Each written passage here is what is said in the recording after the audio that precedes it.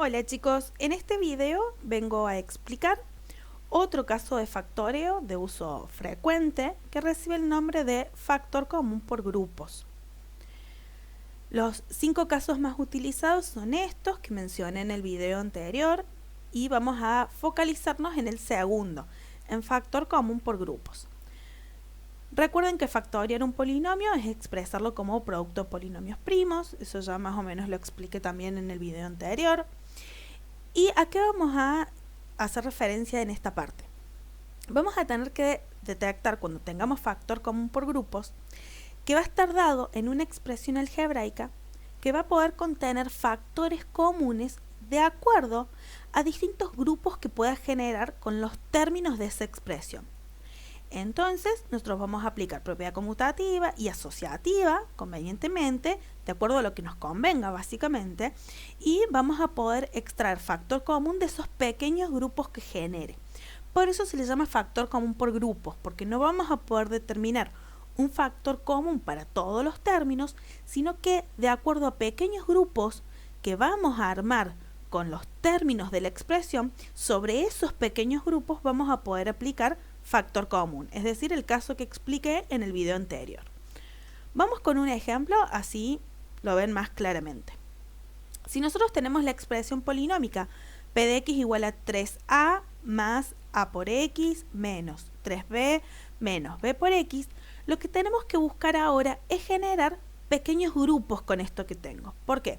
Porque podemos ver que, por ejemplo, el número 3 no está contenido en todos los términos. La letra A no está contenida en todos los términos y la letra X tampoco está contenida en todos los términos. Entonces vamos a tener que generar pequeños grupos que tengan cosas semejantes, que tengan elementos comunes, para después poder sacar factor común de esos pequeños grupos. Para eso, ¿qué hice? Apliqué propiedad conmutativa y después asociativa, de acuerdo a lo que me convenía. ¿Qué me convenía hacer? Me convenía generar un grupo con el primer término y el tercer término, es decir, con 3a y menos 3b, y después me convenía armar otro grupo con ax menos bx. Entonces, ven, acá tengo 3a menos 3b, generé un pequeño grupo. Para eso apliqué propiedad conmutativa y después la propiedad asociativa. Está, por eso le pongo los paréntesis.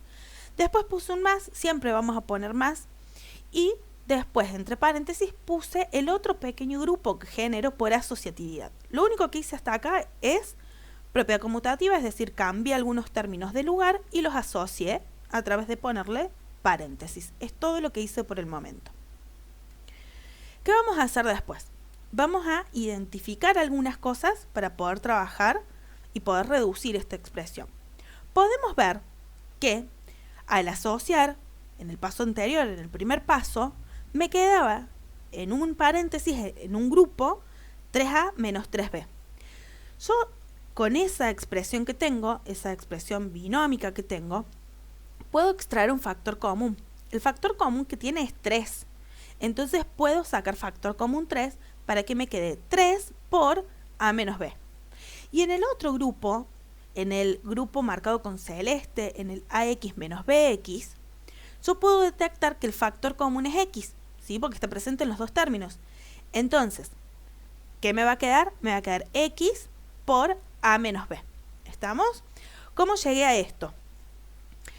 Si tenemos entonces 3a menos 3b, vemos que el número 3 está contenido en los dos términos, por lo tanto es factor común. Si ahora divido cada uno de esos términos de esa expresión binómica por el 3, que es el factor común, me queda 3a, que es el primer término, dividido 3 es igual a a. Y después el segundo término, que es menos 3b, dividido 3, me queda menos b. Por lo tanto, puedo escribir 3, que es el factor común, abro el paréntesis y escribo el resultado de lo que me quedó acá, de dividir cada término por el factor común. Entonces, por eso me queda 3 por a menos b.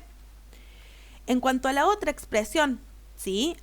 Me quedaba ax menos bx, bueno, acá es lo mismo, x por a menos x menos b.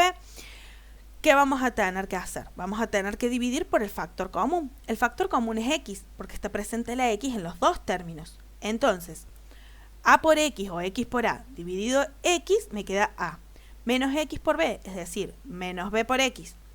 sobre x es menos b. Entonces, ¿qué me va a quedar? X es el factor común, abro paréntesis y escribo lo que me quedó de dividir cada uno de los términos de la expresión original por el factor común. Por eso es que me quedó esta expresión, 3 por a menos b más x a menos b. Después, ¿qué podemos ver? Podemos ver que ahora me queda en cada término un binomio que se repite, ¿sí? Me está quedando en los dos términos del paso anterior, me está quedando dos factores que tienen una forma de binomio, es decir, a menos b.